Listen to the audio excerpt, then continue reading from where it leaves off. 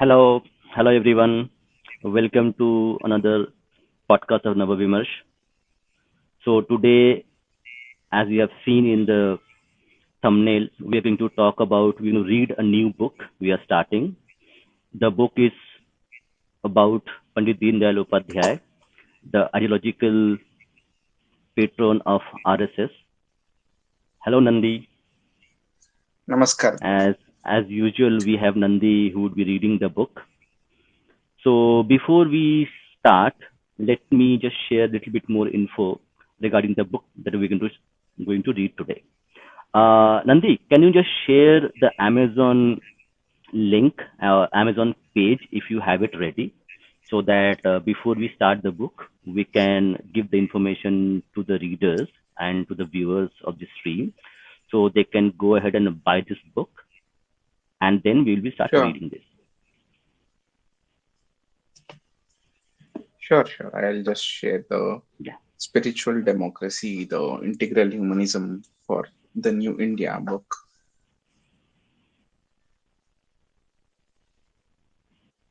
Yeah, so it's very important that the authors who have written this book, they get the credit. So I have when we already start the, shared the link in the description of the video. yeah, If yeah, sure. anyone wants to buy the book, please go through it. So this is the book. So yeah, It is showing up. let me just read the description. Yeah. Spiritual democracy, integral humanism for the New India. Spiritual democracy is an attempt to take a macroscopic look at the status of politics in world and in India, existing today, and the role of integral humanism approach of Pandit Deen Dayal Upadhayay into creating a politics that is all inclusive, oriented towards the people, and rooted in integrity. The author focuses on how the current world politics always seems to lead us to into states of despair, like in the case of environment, social, and cultural rupture due to aggressive economics that focuses only on consumption and other issues. The author points out that politics that is rooted in the Indian civilisational ethos of basing everything on Dharma in all aspects can lead to a more peaceful, durable, and cheerful world. Giving the case studies and Nandi, figures. can you Yeah, just increase the zoom the sure, window a sure. little bit more, around Can you 120? see now? Let me see. Yeah, this is Audience, the is maximum. is Yeah, is it better now? yeah. Yeah, I think it's much better, much better. Yeah, I'm just reading yeah, from the Amazon description. So, so yes. can yeah of basing everything on dharma in all its aspects can lead to a more peaceful, durable, and cheerful world. Giving case studies and figures, the author gives an idea of how Indic-ethos-based politics can alone help us come out of the depressing situation where the world in reality is not at peace. So yeah, this is the description on Amazon. There is no digital edition, only the paperback. Yeah. Yeah. So you Thank you, have the book, right? Nandi. Yeah. So let me just. Uh, I think I need to remove my. Hold on. I think I need to remove my background so that you can. Yeah. So this is the book. Hopefully, let me see. Is the book visible to everybody?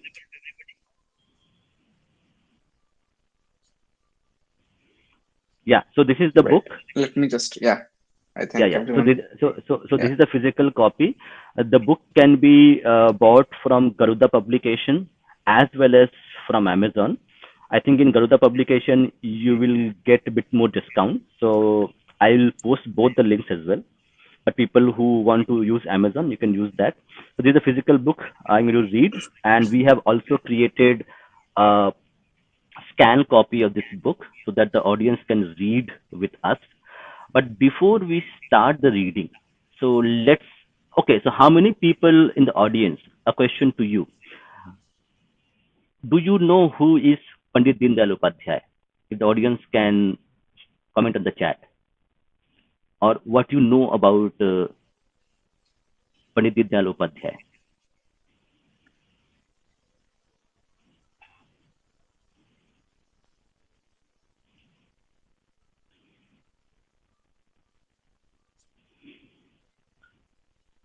Okay, so yeah, I'll take 30 seconds more. Okay, founder of integral humanism. Hmm. Anybody else has any idea about the Mr. Pandit Deen Dayal Upadhyay, who he was, what he was famous for? Because I think he is now an unknown figure within the Indian. Okay, RS, very good. Okay, so Nandi, can you just share Hmm. the document that we had created to Sure. let the audience know whom we are talking about? Yeah. Can you read it for us? No, no, no. Share Uh, it on the screen. I think we I've had the shared. documentation prepped. So I'll read it. Even I don't know much about Deen Dayal Upadhyay, so Yeah. this will be So my you just introduction as well. yeah. So just share the screen. Yeah, I can, and you go Sure. and read it because it will be a podcast as Sure. well. So audio Yeah. will be able to listen to it. Go ahead. So Pandit Dayal Upadhyay joined the RSS in 1937 while he was a student at Sanatan Dharma College in Kanpur. This marked the beginning of his lifelong association with the organization. He became a full-time RSS pracharak in 1942, dedicating himself completely to the organization's activities. Upadhyaya rose through the ranks of RSS, becoming one of its leading organizers and thinkers. He was recognized as an effective organizer with a humble, friendly nature.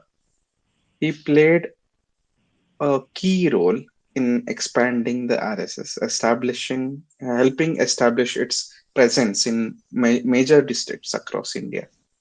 Upadhyaya started several publications associated with the RSS ideology, including the daily Swadesh, the Hindi weekly Panchajanya, and the monthly Rashtradharma.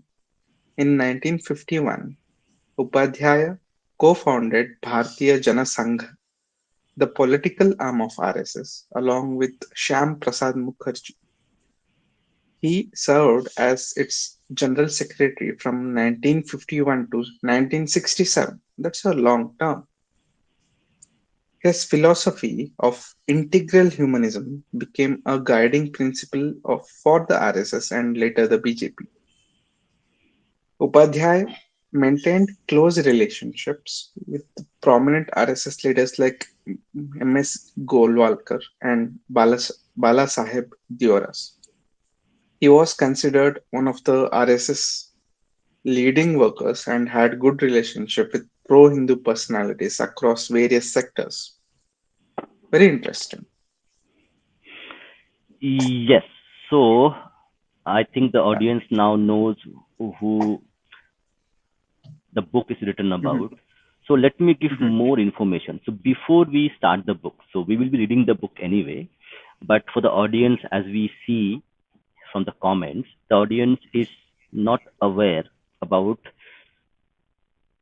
the book itself. The book is on the spiritual democracy, the philosophy of Pandit Deen Dayal Upadhyay, and who has written the book. So it's very important to understand who has written the book, the author as well.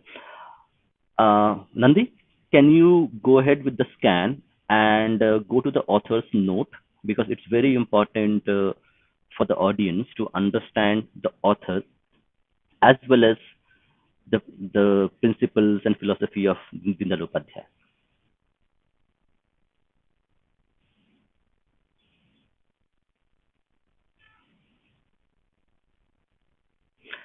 Nina has a very good comment. So we'll not put the comments right now, but Nina's comment on Gandhian inspiration. Apologies for the scan because there is no soft copy. So we had to improvise and create a scan for ourselves. Yeah, you can go to the part, the author's note, because the author is also very important in this regard.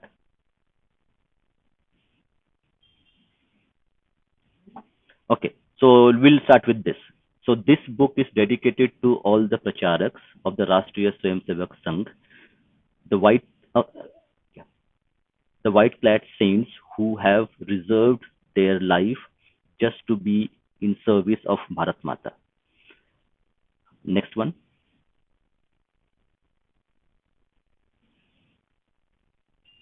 Yeah, Nandi, you can just scroll to the next page. Yeah. So this is the picture of Pandit Deen Dayal Upadhayay. It's a black and white picture, and you also see Swami Vivekananda as part of it. Next one. Okay. I will be reading from the itself. Okay. So let me just, yeah. The one we are going to talk about is the next one. Yeah, correct. So, Nandi, can you read this, because Hindi is something which I'm not really very accustomed to. Is it possible for you to read the Hindi one?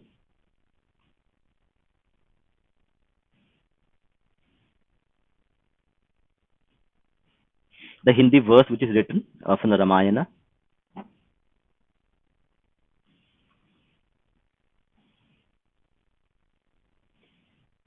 Okay, I think okay, let me read the English one. Okay, so you can see there is a Ramayana sloka is there, and the translation of this is mother Yeah, I can. and, Sorry, go sorry. ahead, So, go yeah. ahead, go ahead, please. Janani Janma Bhumischa Swargadapi Gariyasi. It's a quote from Ramayana. Hmm. So it means mother and motherland are greater than heaven.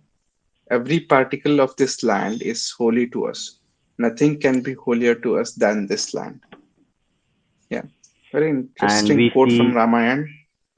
Yeah, and we like as popular narrative goes, the fatherland or motherland narrative didn't come to India from the West. We always had it. yeah, so it mentions the popular, uh, we say slogan in Hindi, and Nara slogan Mhm. in English, and Nara in popular language. It's called Jai Shri Ram, Har Har Mahadev, Bharat Mata Ki Jai. So in every RSS Shakha or the meeting that happens, so Jai Shri Ram and Bharat Mata Ki Jai is is the Nara that we everyone chants when they are in the Shakha and when any meeting happens. So we'll go to the next chapter, next specific note on the author, because the author is very important part of this. Okay. Okay, I'll Nandi, just yeah, skip to the just, yeah, go author's to the note. author's note. Yeah, it's very important, the author's note. Can you tell me the page number? I think you can Yeah, scroll found it, down to found it. acknowledgement. Yeah, acknowledgement Yeah, after this there. author's note. Yeah. So the author's name, before reading the author's note, who the author is. The author is a BJP functionary. Okay. He was the general secretary of BJP organization. So the author is part of a BJP, a political party, and he knew, the author knew the philosophy, the principles of Dr. Deen Dayal Upadhyay. And it's very important that who is written this book. The book is written by the political party whose economic and cultural philosophy is driven and acquired by the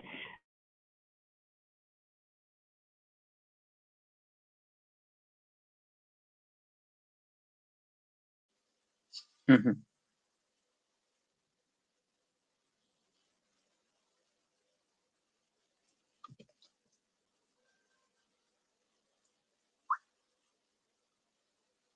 Is there an issue with the slide? think that I stuck. Yeah. So I didn't know much about the author of this book. So when Dada came up with this book, I was really surprised. Then he said, "This is the century of the RSS and the Sangh. That means 200 years of the establishment of Sangh that that they are like we are celebrating last month." So yeah, this book is very interesting and showing the real ideology behind the uh, foundations of RSS and BJP and how it functions here till today and the ideologies behind it.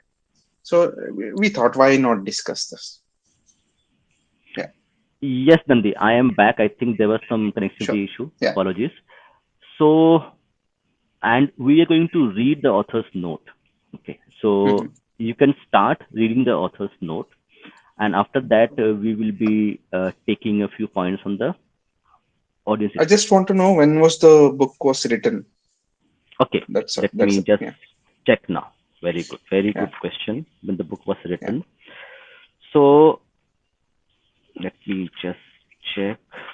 Uh, the book was published. First was 2021. Okay. So The yeah, book was very recent. yeah, very recent. The first published was in 2021 from Garuda Hmm. publication. Hmm. And so this book is dedicated to all the pracharaks that we have seen. Yeah, yeah, sure. Okay. So read Yeah, the author's note, and because yeah, it's very important, I have gone through it. I yeah. want the audience Hmm. also to know what the author wants to say about it. The world is not at peace. There is an unprecedented competition amongst not only individuals but also countries. Mankind has witnessed frequent battles and also consecutive world wars. Three Uh, religions have been, Nandi, just one yeah, correction. I think hmm, I got it confused. So the author is not part of BJP. The forward was written, so I got it confused. The forward was written oh, by, yeah, Shri B.L. Santosh, National General uh-huh, Secretary, Organization Bharatiya Janata yeah, Party. yeah. So I got confused. Mhm, So apologies for that. Yeah, go ahead and you read it. mhm. Yeah, you like I'll read it. You just like look up about the author. Yeah. Hmm. Yeah. So the world is not at peace. There is an unprecedented competition among not only individuals but also countries. Mankind has witnessed frequent battles and also consecutive world wars. Three religions have been struggling with the claims that their prime purpose is establishing peace. However, they have ended up causing colossal bloodshed and loss of millions of human lives.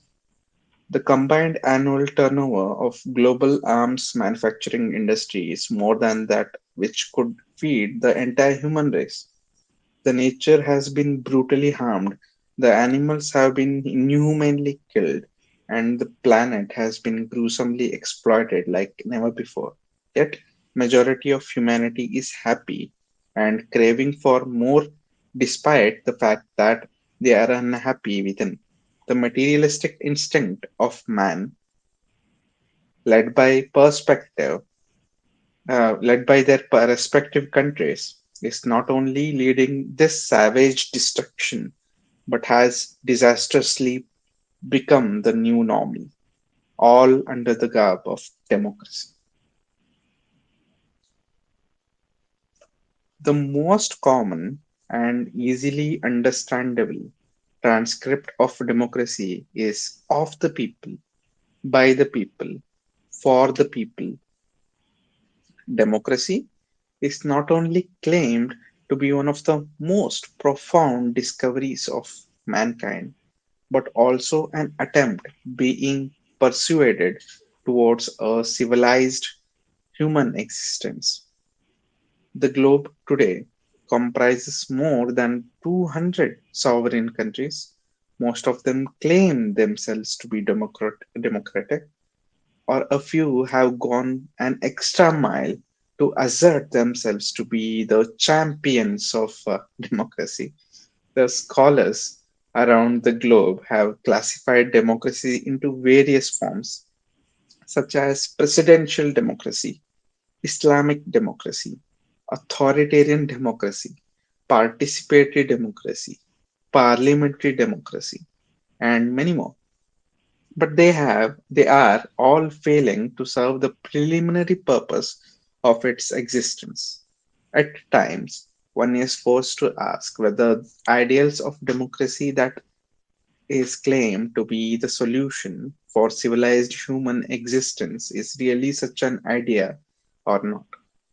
The current democratic setup across the globe has been functioning at the cost of what is considered to be the most celebrated and worthy human values. But it appears that, irrespective of the noble claims, these democracies survive at the cost of human virtue, the happiness.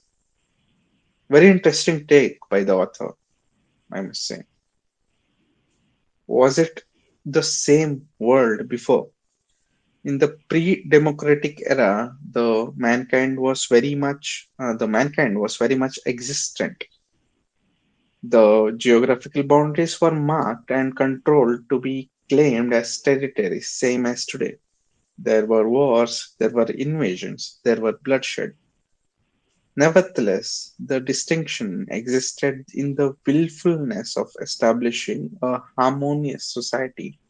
Civilizations evolved in such a pursuit of peace, progress, and equality, while democracy eventually became its byproduct.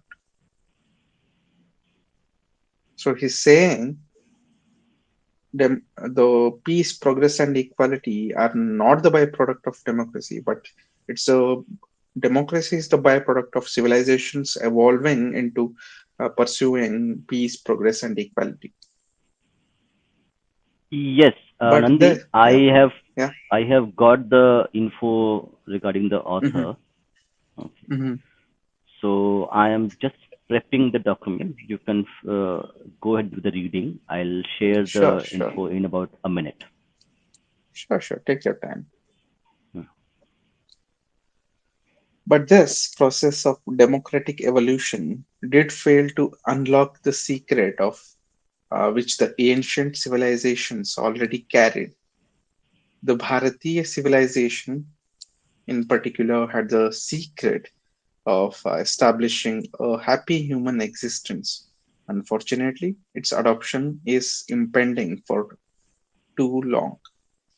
Great Indian thinkers of recent times, like Swami Vivekananda and Sri Aurobindo, in their respective lifetimes, let me just scroll, had very seriously propounded that very secret and had attempted to popularize it by simplifying its complexity.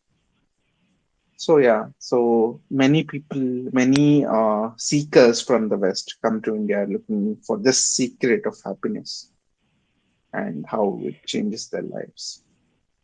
Yep. While Yeah, so Yeah, did you I find have anything? the I have the document ready. So let Mhm. me just go You ahead and share it. share my screen. I'm just sharing my screen. Hold on. I had this. Yeah. Yeah, I am sharing. I think you have the full option. Let me just Okay, I check. have removed it. You can. Okay, Yeah. So okay, I have now stopped I'm going to. screening. You can. So, any interesting comments? Yeah, let's go through the comments when I'm. Okay, they are discussing amongst themselves. Any Like, yeah, interesting thing? yeah. And Anna says, I like how the appeal against modernity and harking back on a great past. Yeah, I am sharing my window. Is it visible? yeah, visible. Yes. Yeah, so Let you're able me to just. see. Yeah. So Yeah. yeah, and the text should be visible. I have increased the font. Yes. So Yes. Vikas Kumar P is an author known for his work on spiritual and political philosophy. Mm-hmm. So the work that he has done latest is Spiritual Democracy, published in 2021 by Garuda Publication. This was well received book at that time. It has a good rating on Goodreads, 4.8 out of 5. He has one more book written called Desi Prajatantra. So the Prajatantra word is a Hindi translation of democracy, sort of. So Mm-hmm. when we say spiritual democracy, okay, Mm-hmm. so it's like a like Desi Prajatantra English translation, kind of. Mm-hmm. Mm-hmm. So so author writes on focusly on. So this is the book that we are talking about, internal humanism, a philosophical concept he applies to the context of contemporary India. Okay. Spiritual democracy, exploring the intersection of spirituality and democratic principles, Indian political thought. His work seemed to engage with ideas relevant to India's political and social landscape. Does skip to his academic background. Yeah, I'm going there actually. Yeah, I think the academic background he probably teaches in Azim Premji University, but that I could not verify properly. Okay, but he's like a well-known author, so he primarily writes on Indian political philosophy, political thought, political systems. Okay, Mm-hmm. so that's what the author does. Mm-hmm. So author is So primarily yeah. focused on political philosophy, Mm-hmm. politics, and also political economy. So the book that we're going to Mm-hmm. read, it it tries to understand. So one thing is very important when we are talking about this book. Okay, Mm-hmm. that is this book is written in 2021. Okay, Yeah. and in 2014 we had the first BJP full majority government come, and in 2021 the book is written. So it was a quite an interesting experiment in terms of BJP coming into power and how they would like to implement their own philosophy. So the philosophy of BJP is derived from the philosophy, the economic philosophy, the political philosophy, the religious philosophy of Dr. Deen Dayal Upadhayay. So Mm-hmm. it was an interesting time in terms of Indian political evolution.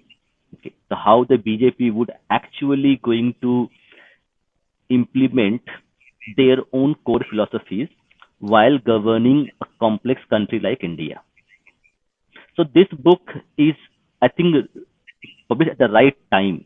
Okay, where the 10 years of BJP government, almost 10 years, okay, a BJP government was there, and how BJP as a political organization was able to implement its program in terms of its economic policies, its political policies, and other policies, policies on social aspects of Indian society, how it was implemented.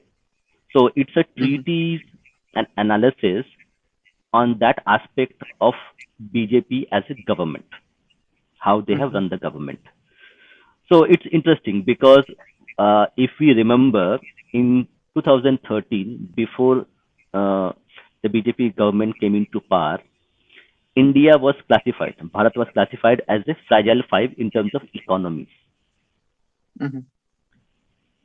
And Yeah. one thing is very important to note that the right wing governments, okay, BJP is called the right wing party of India or Bharat, okay, and there is always a kind of apprehension about governments, nationalist governments, how their economic policies would be, how they would Mm-hmm. benefit, how they would deal with the international financial system.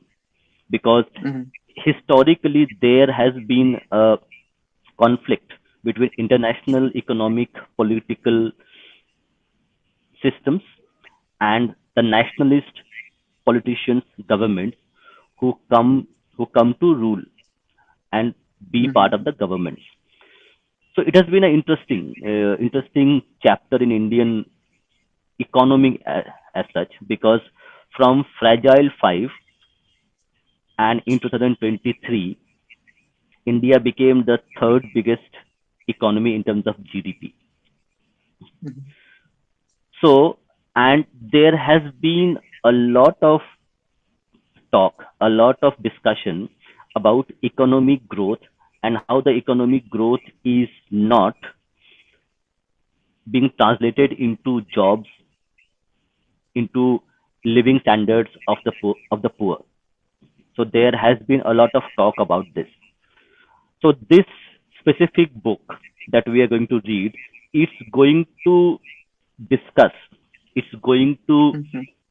talk about the political, the economic, the sociological philosophy of BJP and how they have implemented in their political, sociological, and economic decision making.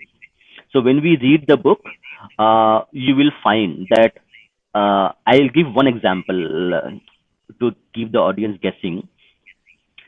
This specific aspect of Swachh Bharat that was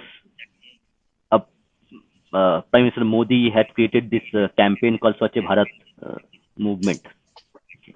This Swachh Bharat movement is directly related and inspired from Pandit Deen Dayal Upadhyay's philosophy. So, how many people know about it? That Swachh Bharat movement was an and who was the inspiration? The inspiration behind the movement was Pandit Deen Dayal Upadhyay and his philosophy, his political philosophy, his social philosophy. Audience,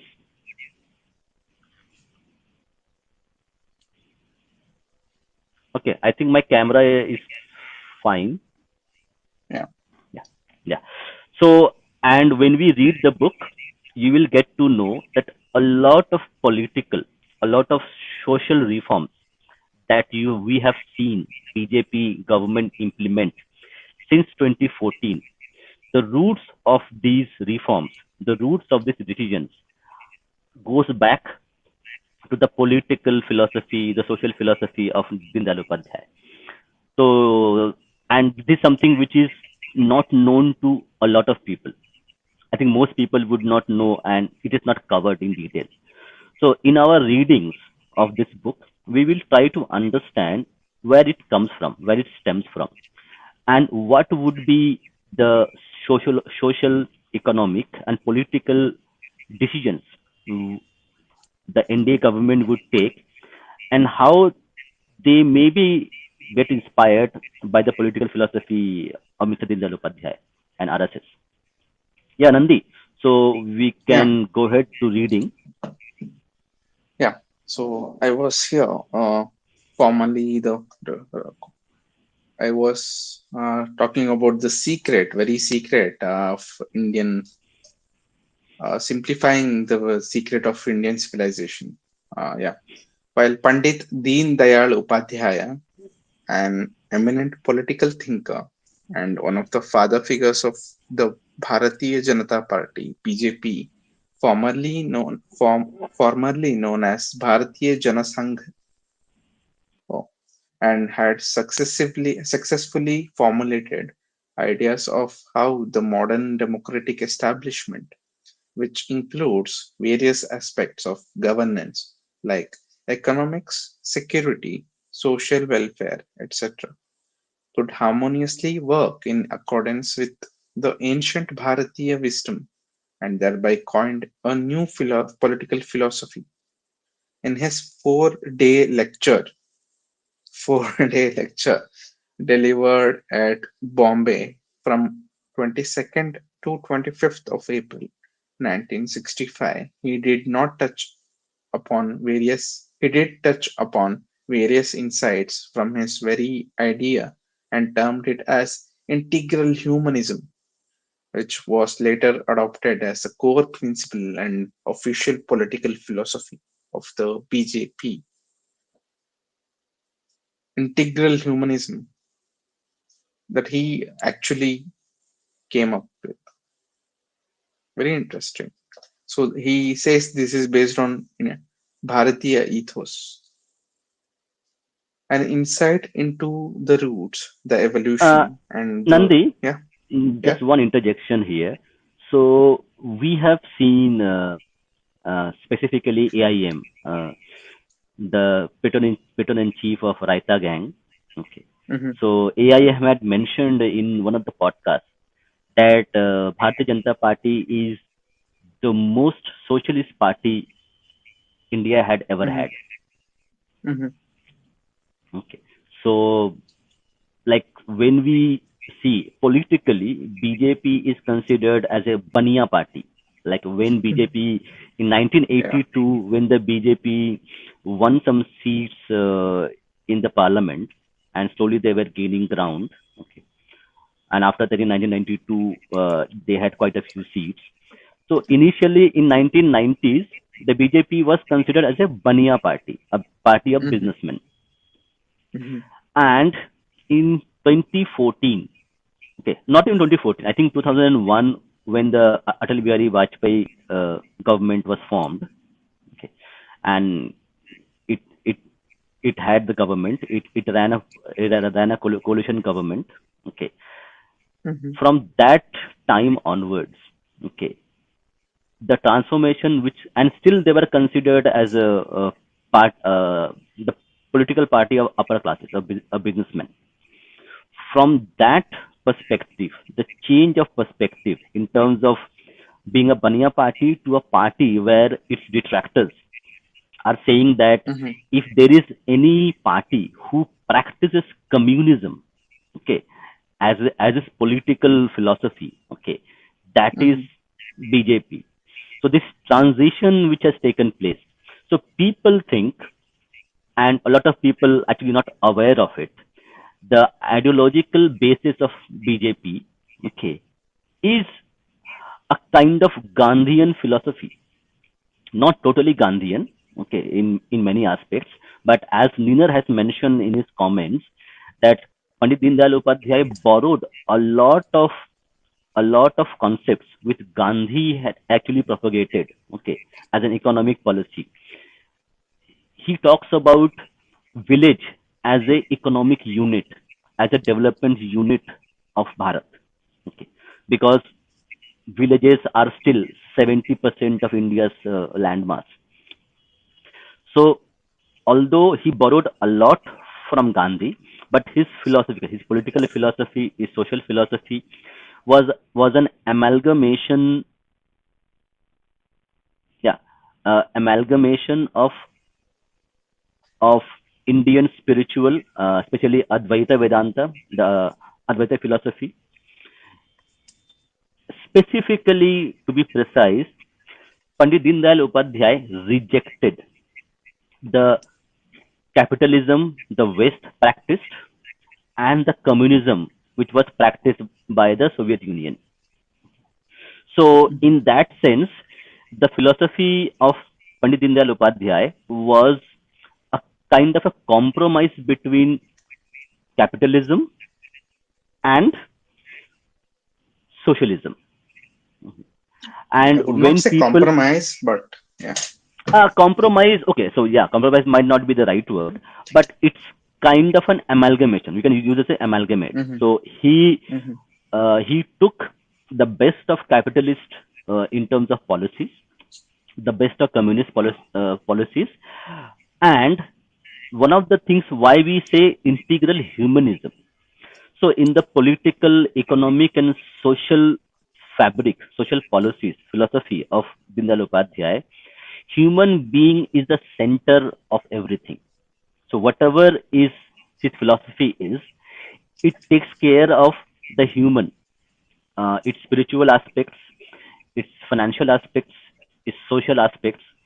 So the cornerstone, the center of every policy is based on human development, human dignity, and human development. mm-hmm, So when the political pundits were talking about BJP as a Baniya party, as a party of businessmen, they did not even check.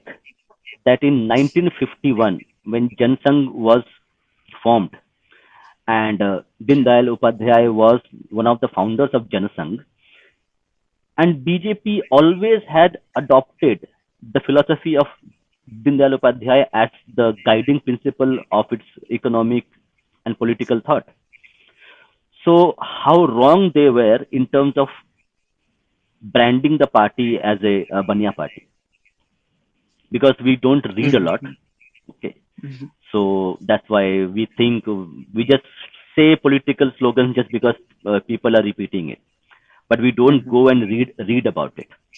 mhm, So that's something interesting which like it came to my mind. Go ahead with the reading. mhm. So no, I was just looking up integral humanism on Wikipedia, what it says Hmm. on Wikipedia. So yeah, so Wikipedia is not the best source. Actually, I yeah, think I have. I think we can use. I had shared one more page, one more paper that we had actually done the research. You can share that. That has some good information, which actually the audience might like it. which one? Yeah, let me just tell you the which information. Let me just see the phone. In the internal chat, correct. I had shared two PDFs.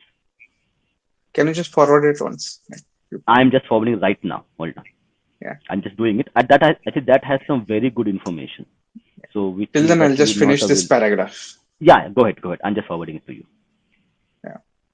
So, yeah, integral humanism, which was later adopted as the core principle and official political philosophy of the BJP, an insight into the roots, the evolution, and the tradition of Bharatiya civilization, has not only thoroughly discussed in this work, but also how it was abused and distorted by the Muslim and European invaders and for their benefits has been factually chronicled.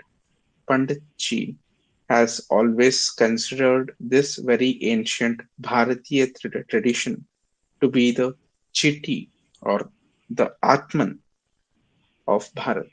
Whenever there has been an attack on this very Nandi, Nandi, cheat, it's chit, yeah, chit, chit, chit.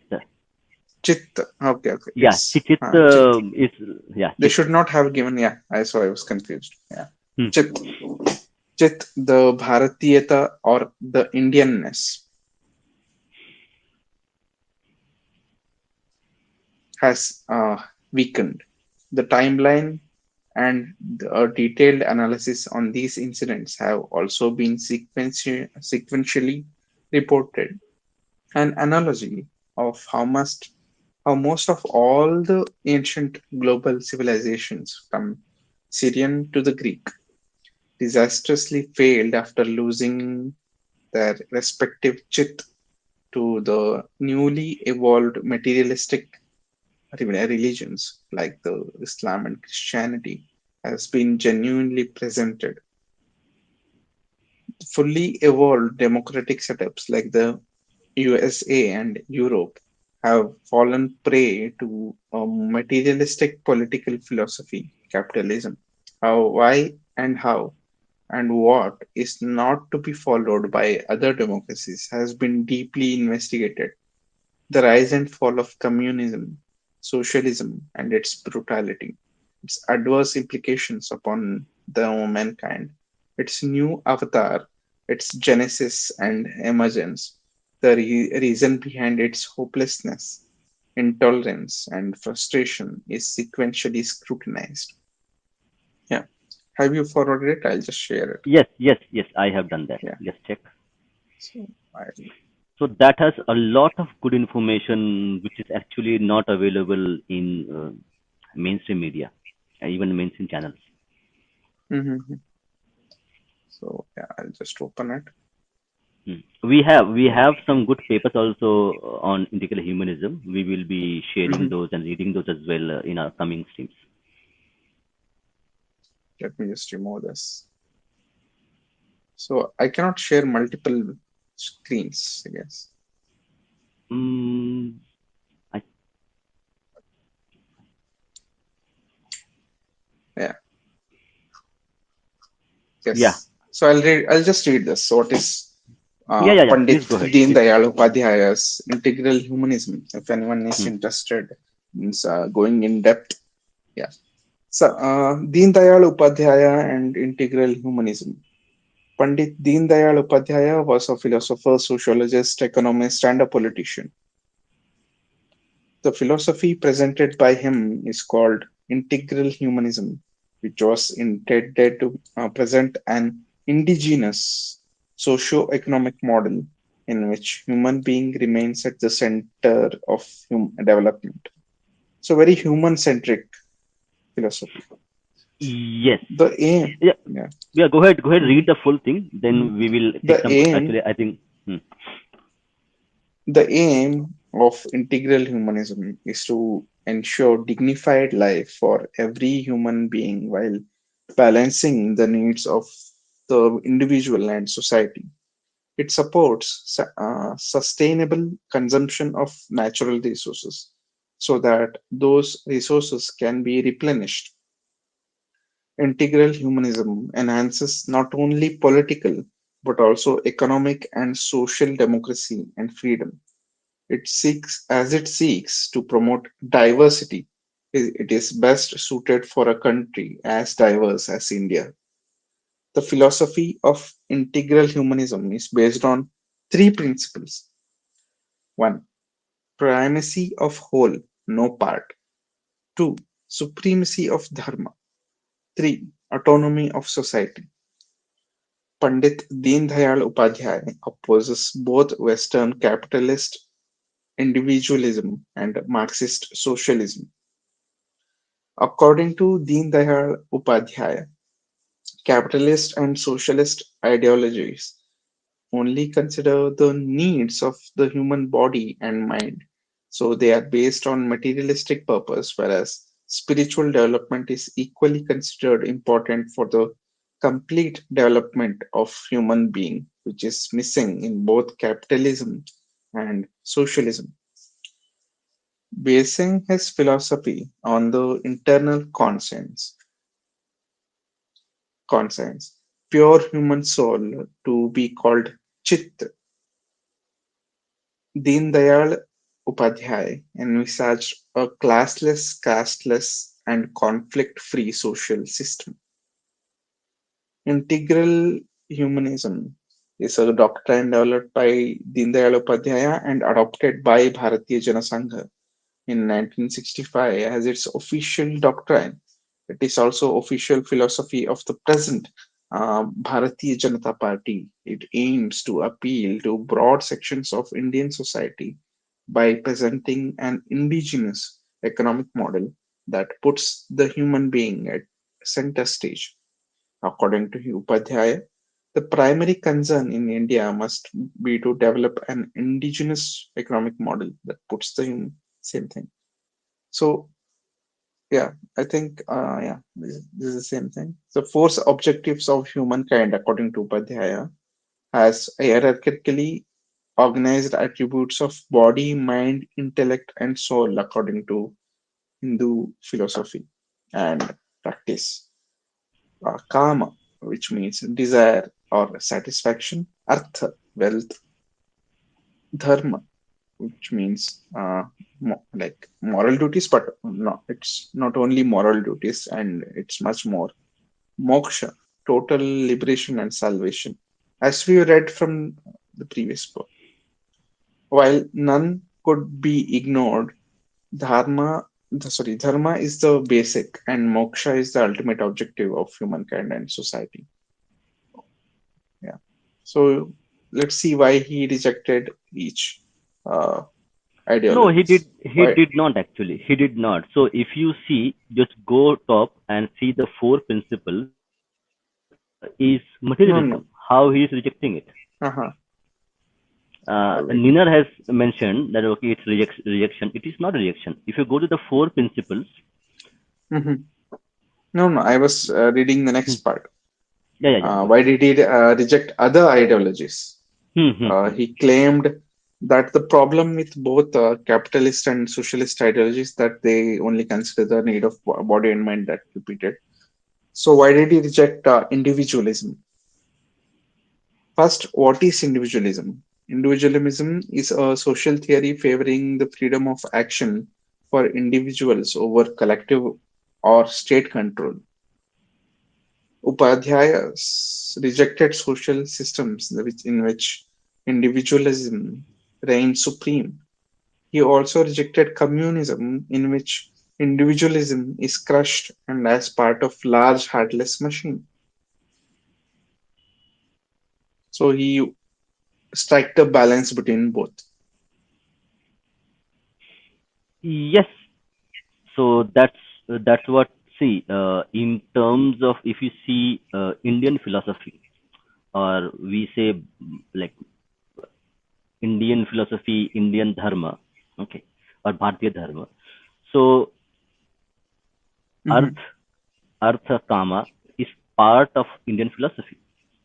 mhm, So what Mr. Deen Dayal Upadhyay tried to do, okay, is that he tried to amalgamate all mhm, all the specific aspects of Indian philosophy, which included moksha, which included artha, which included kam, which included materialism, into a mhm, coherent political sociological ideology, mhm, which would actually enable the mhm, masses or the Indian people to actually uplift their living standards and uplift them so that they can attain their full potential.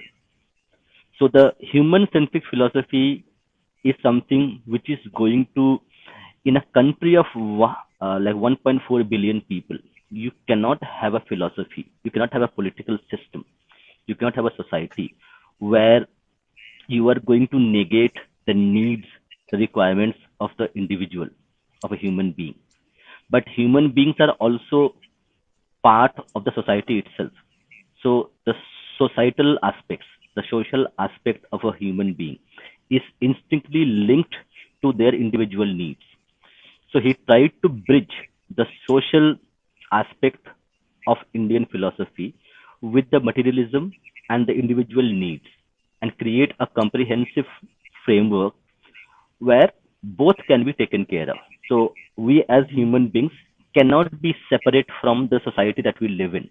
The social customs, the culture, the traditions are as much important as my individual well-being of me having a job, having a money, having family, having health care. mhm, So mhm, they have to be put together in a coherent policy. mhm. And the policy, the framework, it is derived from the works and the philosophy of Dindal Upadhyay. So there's a lot of So yeah, misconception about yeah, the way the BJP government functions and where it comes the from. So philosophy behind it. Yeah. yeah, so we will try to understand where it's coming from, where it has been Also, implemented. whoever is disagreeing with the spiritual part of this should go and look into WHO's definition of healthy individual. So it also like explains the spiritual part. Anyway. And one more thing before you start the reading, see, Mhm, when we are talking about, correct, we have ESG, DEI, okay, as mhm, mhm, so-called inclusive approach towards society, where mhm, they claim to actually like give preferences or give opportunity to uh, people who are not in the majority, the minority. It could be mhm, women, it could be religious minority, it could be women, it could be different racial profiles which are there. So now the new thing called ESG and DEI is propounded as where we are giving opportunity to the minorities of our society, where the philosophy of Deen Dayal Upadhyay is an inclusive one in all its parameters.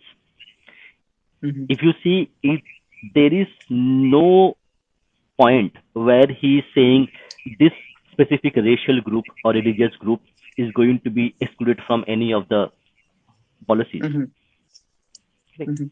He's least So bothered about it. Yes, so it is talk about human beings. So human beings are human beings. They can be women, Yes. they can be men, that they can be children. Mm-hmm. Okay, they can be of any Mm-hmm. religious affiliation, any racial affiliation. Mm-hmm. So it is Mm-hmm. not discriminating it. So now we It's see very. as Mm-hmm. a as a politics of today, where we see where the BJP is portrayed as a uh, political party who's discriminating against specific groups of Mm-hmm. people. Mm-hmm. But Mm-hmm. in this philosophy, it is not there. It's not even mentioned. Mm-hmm. It talks about human growth. So I'm not Mm-hmm. sure where it comes from. Go ahead. So the source of integral humanism, the Advaita Vedanta. Upadhyaya claims that integral humanism followed the tradition of Advaita developed by Adi Shankar. Non-dualism represented the unifying principle of every object in the universe and of which humankind was a part. This claimed Upadhyaya was the essence and contribution of Indian culture. Integral humanism and Gandhi philosophy, they will compare and see the similarity between these two. Integral humanism is almost an exact paraphrase of Gandhian vision of future India. Both seek a distinctive path for India, not yeah. Both reject materialism and socialism and capitalism alike. Both reject individualism of modern society in favor of a holistic Varna Dharma based community. Both insist upon an infusion of religious and moral values in politics. Nandi, just one Yeah. interjection. So when we say Gandhi as well as Deen Dayal Upadhyay has rejected materialism, Hmm. Artha is part of the four core principles. So how it's a Hmm. rejection? I want to ask even the audience the question. When the core philosophy of Deen Dayal Upadhyay includes Artha, and Artha means correct materialism. You do business, Hmm. you do job. Hmm. So how is the rejection? So it's quite contradictory the way it is I mentioned. don't think it's a rejection, but I would say it's not the epitome of the foundations. It is one of the part. It's just one part of the life, and it Yeah, should be we considered like can. that. Yeah, I can understand that the way Artha needs to be earned. Okay, or Hmm. the way Artha needs to be part of our society. The concept may be different. Okay. So the capitalism Hmm. and communism is two philosophies which actually takes divergent ways on which materialism at the social level needs to be practiced. Hmm. Correct? Correct. But he may be differing in the way that the materialism that we all need to wear clothes, we all need money, okay, we all need healthcare. Hmm.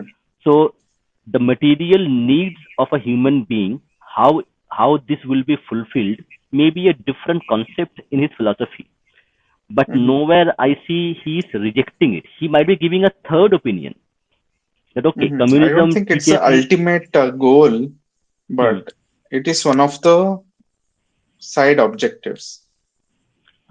correct. See, you cannot have human development without giving food, shelter, clothing, Yeah. healthcare to an individual. And for that, you need to produce goods, you need to produce services, you need to produce jobs. So Hmm. it cannot be said he's rejecting it. Yeah, he is giving another perspective to this material need which needs to be fulfilled in a different way, in its own way. But it cannot be a rejection altogether, as like the audience in chat may be saying it, or maybe it is propounded as by other people as well. Go ahead. So, yeah. Then we go ahead with the rejection of Nehruvian economic policy. Upadhyaya rejects Nehruvian economic policies and industrialization on the grounds of which that they were borrowed uncritically from the West in disregard of the cultural and spiritual heritage of the country. There is a need, according to Upadhyaya, to strike a balance between Indian and Western thinking in view of the dynamic nature of the society and the cultural heritage of the country. The Nehruvian model of economic development, emphasizing the increase of material wealth through rapid industrialization. No, I would say it's selective industrialization, promoted consumerism in Indian society. Okay. Not only has this ideology, this is very controversial to be honest.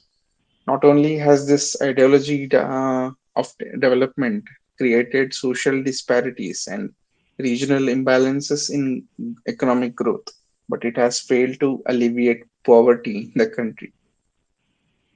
Sure. The philosophy of integral humanism, like Kantism, opposes unbridled consumerism, since such an ideology is alien to Indian culture. This traditional culture stresses putting restraints on one's desires and advocates contentment rather than ruthless pursuit of material wealth. Yeah. Or deeper investigations into Pandit Deen Dayal Upadhyaya's views on various aspects. Wait, let me just check. Okay, so this is Western, this ideas of Dharma. Should we continue with this or Yeah, yeah. yeah, Go ahead, go ahead. I think read this. So I think a lot of audience and even people who will are be listening to interested in this this? later, they Mhm, might not have the idea what we are reading about, whom we are mhm, reading about. So it will be mhm. a good a gateway for them to Okay, understand the philosophy, so that when we read further, they will be able to connect it. okay. Let's analyze Deen Dayal on his views on West.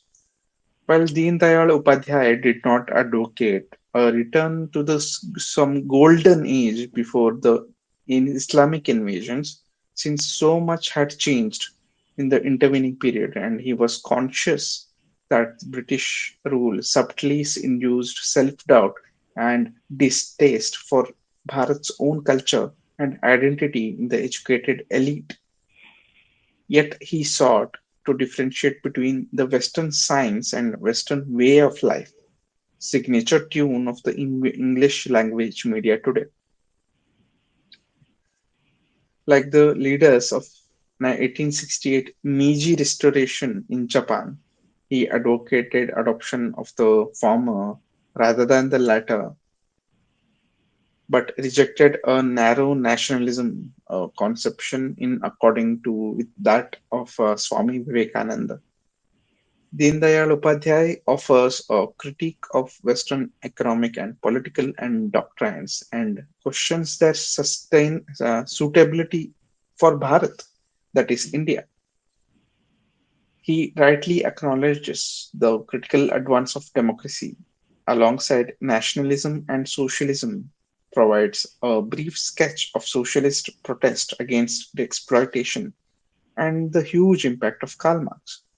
His principal difficulty with Western doctrines was the historically demonstrated contradictions and inconsistencies between their various aspirational components. For example, he is conscious that democracy does not overcome either class conflict or resolve the problem of inequality under capitalism. Recent work by Thomas Piketty has posed a significant query about the propensity of capitalist markets to habitually create major economic divides. Okay, richness in his ideas of situations, systems approach, as we call in PubAd. Deen Dayal Upadhyay also argues that the values of the West are somewhat specific to their circumstances and history, and they too, he points out, have abandoned some certainties. In the case of insuperable difficulties faced by Marxism, he is prophetic. He sensibly averse about way forward ideas.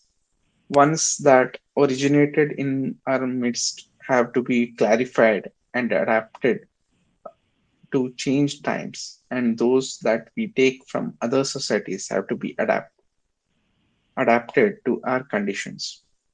Yeah, that makes sense. Nothing to his ideas on governance. On governance, he considers undue accumulation of political and economic power as contrary to Dharma, implicitly criticizing communist regimes and could be regarded as querying the impulse of state dominated democratic socialism as well. In general, Upadhyaya associates the preponderance of power, including economic policies, as a source of corrupt and adharmic misconduct. His ideas on what is Dharma. Nandi, Yeah. just one thing. So when he talks about governance and he says that okay, too much accumulation of political or economic power leads to corruption. So as we know the phrase, correct? Absolute Mm-hmm. power corrupts absolutely. Mm-hmm. So in his philosophy, he is, and we all know about it, correct? We all know that if you give somebody undue power or too much power, somewhere down the line that power will be get abused by the people who have it. Mm-hmm. So this balance of power, so we can see this being implemented in America, where in America you have the judiciary, you have the state department, you have the defense department. Okay. So all, and you have the Senate and you have the Congress. So the power is shared between all these arms of the state, of the government. So nor the White House, nor the Congress, nor the Senate, nor the judiciary, nor the State Department, or nor the Defense Department. They have to work, and power is shared between all these arms of the government, and they have to collaborate to run the government, so that the corruption which can happen if the power is accumulated between by one single arm of the government, it can be prevented. You cannot prevent as such, but it's a safety valve which is created within the American system of governance, so that power is shared between various arms, and that actually gives an option so that the abuse can be limited rather than it becomes a absolute thing. Even in India, we have such safety valves, I guess. In India, we do have that separation, but because Mm-hmm. after independence in 1947, India was a third world country, so we did not had the economic prosperity. We did not had uh, literacy that was required. So in a democracy, in a like liberal democracy, you need certain level of political and also political education and economic prosperity among the Mm-hmm. individuals who reside for them to actually implement these specific things in practicality. So that's why it is there in our constitution as a separation of power. Okay, but in actuality, in practicality, it does not happen. Okay. We Mm-hmm. can see the bureaucracy uh, have too much power and don't have a lot of accountability. We can see that happening. So in America, it is they were able to implement this. Here, it is not been implemented in spirit and in letter, because we don't have the requisite requirement of economic prosperity, social prosperity, and also education, the literacy rate which is required for people to actually understand these specific things. Yeah. So I'll just go ahead with this. That's very interesting thought that you shared. And yeah, so with these things, we get more insight into Deen Dayal Upadhyay's views on governance. Now we'll move ahead with his ideas on what is Dharma. The Dharma, according to Upadhyaya, is not confined to places of worship, nor is it synonymous with religion. He argues it is much broader, the basis for sustaining society and the universe itself, varying in time and place, depending on circumstances and need.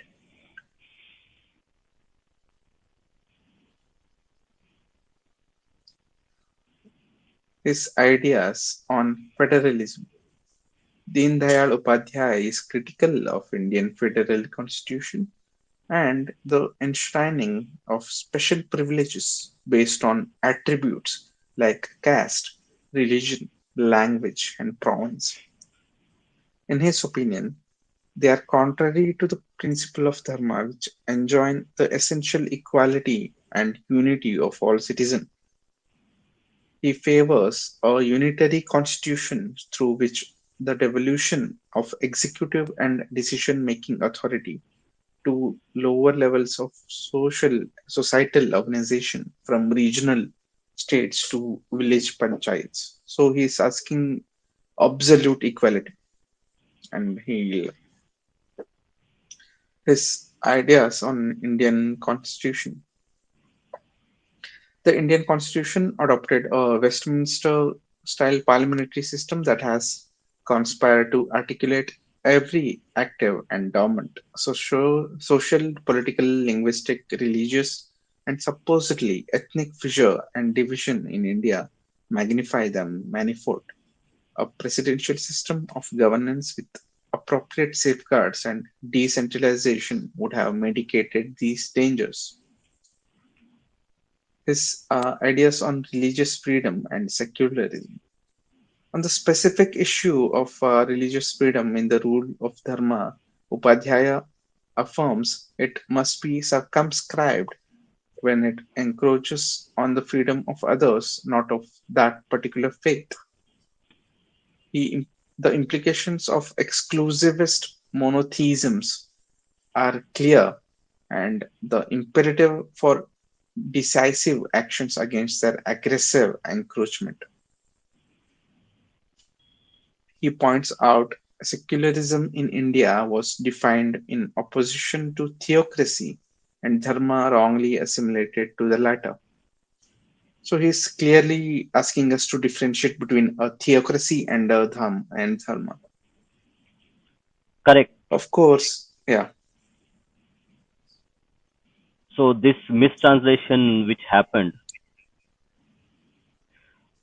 which actually Hmm. created a lot of confusion, okay, among people regarding Hmm. dharma as equal to religion. Hmm. So, and it has done a lot of damage as well in terms of Hmm. people's perception of dharma as a philosophy and religion as a panth, a way of way of worship.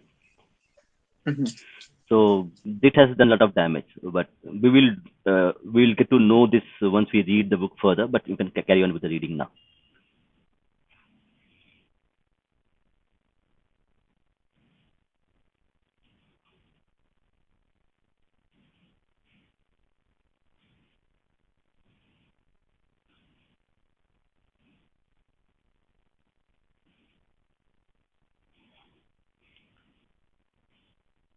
I think Nandi is in mute.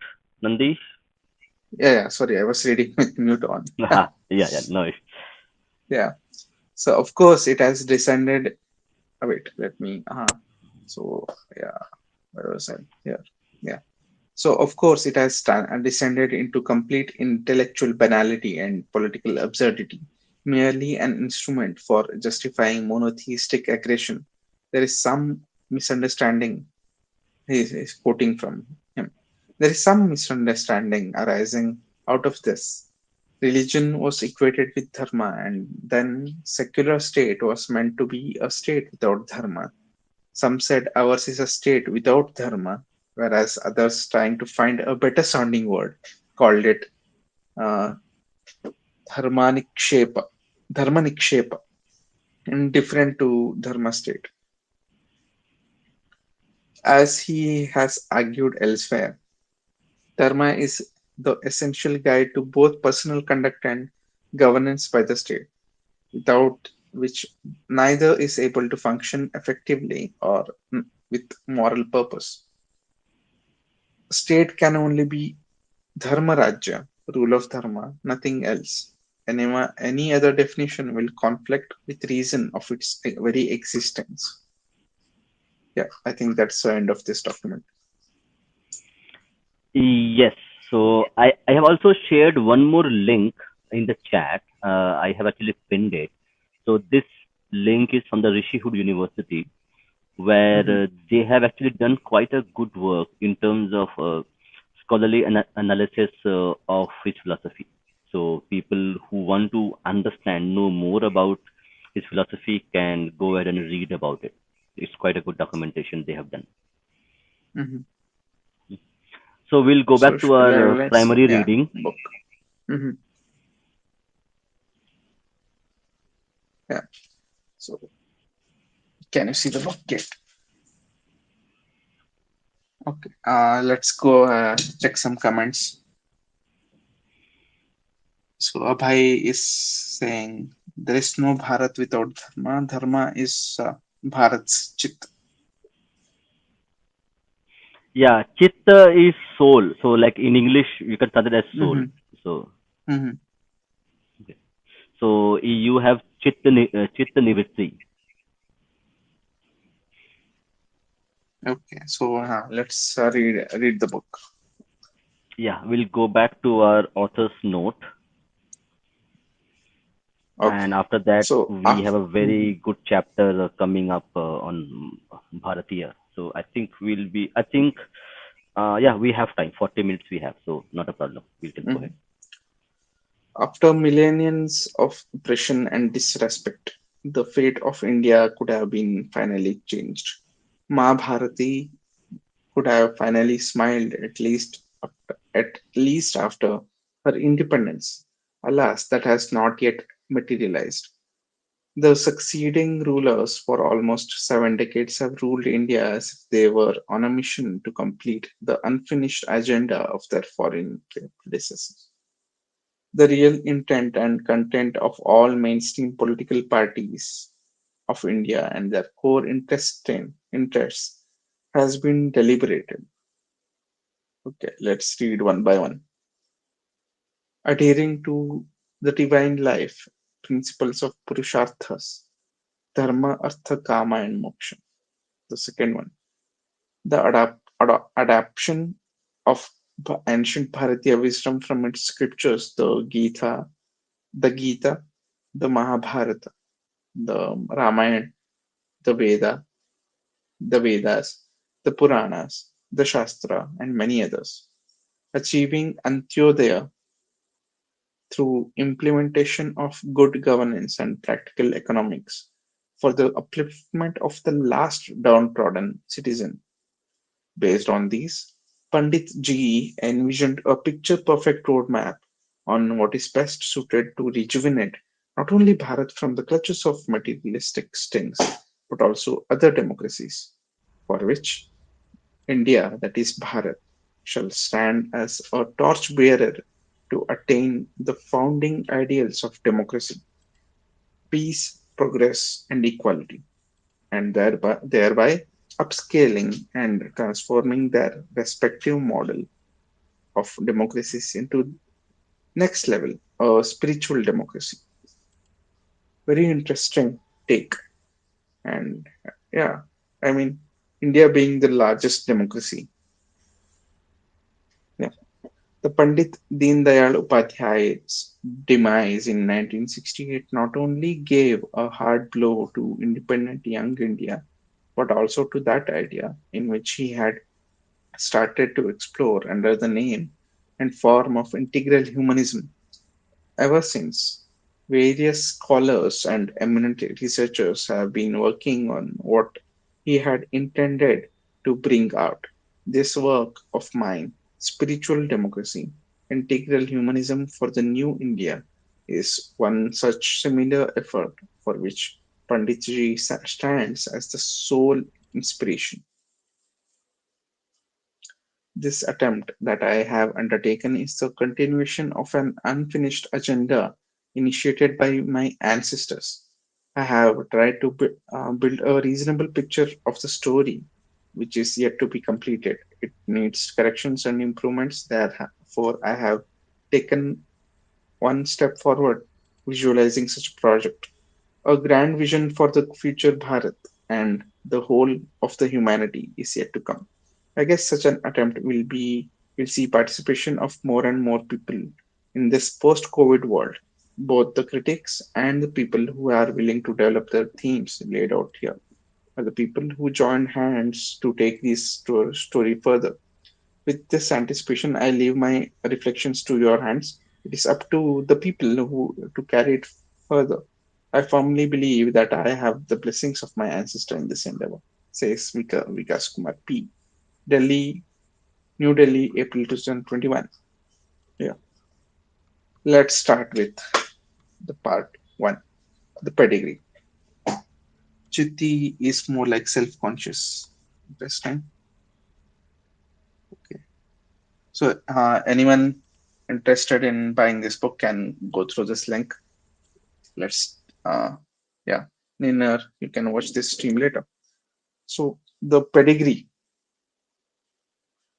part one, being a Bharatiya. The ever evolving Bharatiya tradition is well regarded across the globe. It is one of the world's oldest conglomeration of traditions, generally known as Indian culture, a culture which spans domains of human existence, and the most illustrious of them is remarkable advanced human settlements that ever originated on the planet in ancient times. During its evolutionary progression, it survived the constant human intrusions as well as natural calamities. Let me just I'll just drink some water.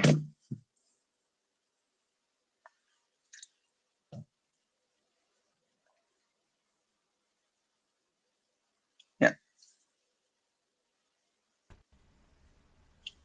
you went offline?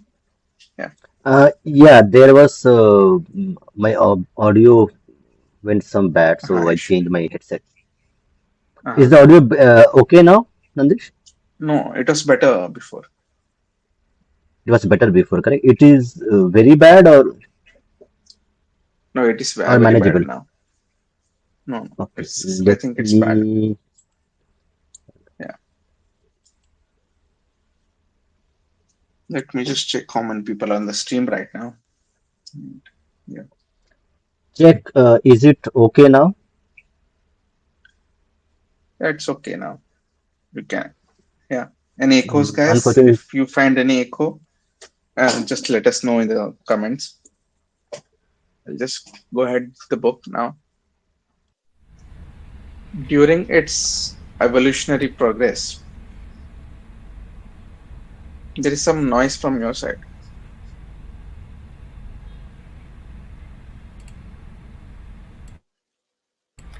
Go ahead. Actually, I use my normal mic, so that's what. Mhm. Okay, there's no echo. People are saying. Yeah, let me Hmm. just let me. Yeah.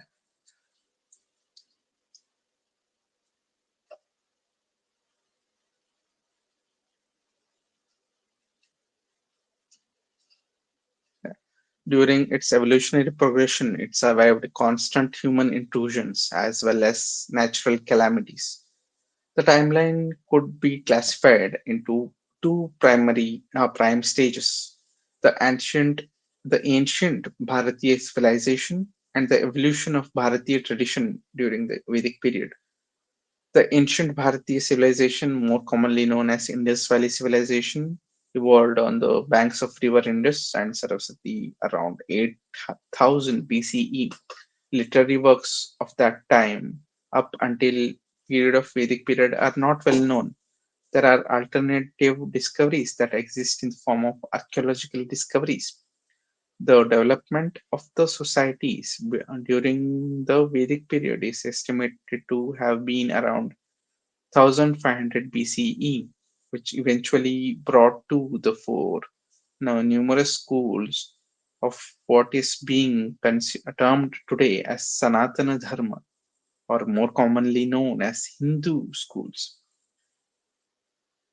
One can dispute the exact historical period. Nonetheless, these time frames, which are part of ostensible consensus, does give us an index of ancientness of the civilization and the development of various ideas within these societies.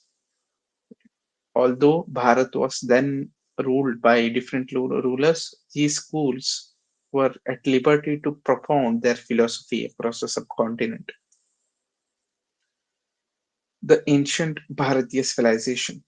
The underlying foundations of an ancient Bharatiya civilization dates back to the first human settlements found on the banks of Indus. Consequently, the archaeologists, for the most part non-Indians, called it an Indus Valley civilization.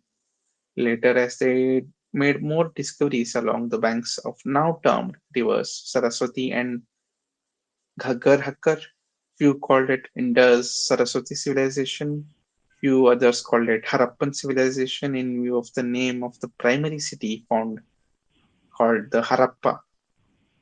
The by working out reasonable details of the possible structure of societies. Many scholars argue that Bharatiya civilization isn't necessarily less than at least a few millennia old, having spread across the subcontinent, whose inhabitants followed traditions which drew basic ideas, actions from what originated in Bharat. There, there are many scholars still under the deeper influence of Orientalists and keep disputing ancientness of the civilization.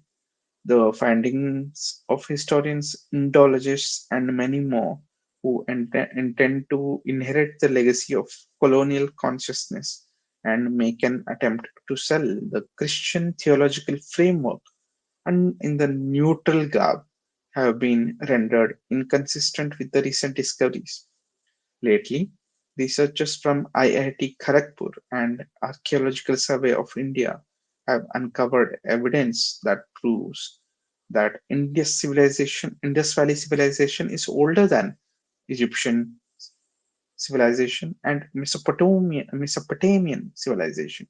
Egyptian civilization claiming to be from 7000 BC to 3000 BCE, and Mesopotamian civilization from 6500 BCE to 3100 BCE civilizations. In terms of sheer size, ancient Bharatiya civilization happened to be the largest among all civilizations, sprawling over 1.26 million square kilometers. According to this, Accordingly, this civilization or Indus Valley has witnessed four phases. The first two comprising rearing and early village farming communities. The third phase represents the mature phase of the civilization, while the fourth phase is transition. I've, Brother, can you hear me? I can hear you. Go Recently, ahead. I come across this article or research that Hmm. shows the presence of silk in Indus Valley civilization. That Yes, yes. shows the silk that was used then was non-violent silk. That means the insect was not killed to extract the silk. Even then, in the Indus Valley civilization.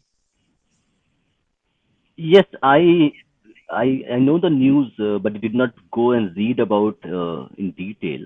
But that's very Mhm, interesting, like mhm. how they are able to find out that specific process. That's very interesting to know about.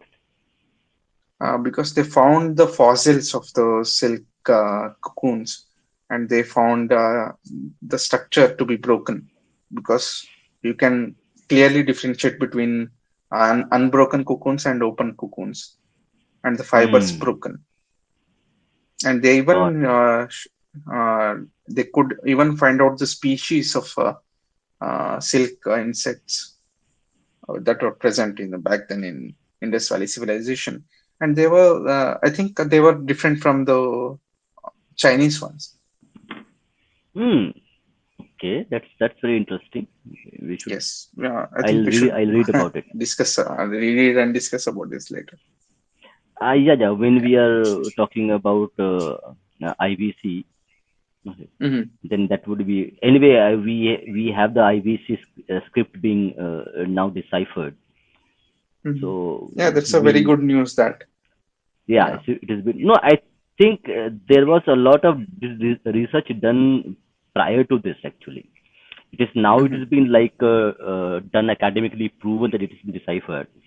But this decipher process was going on for last 5 6 years.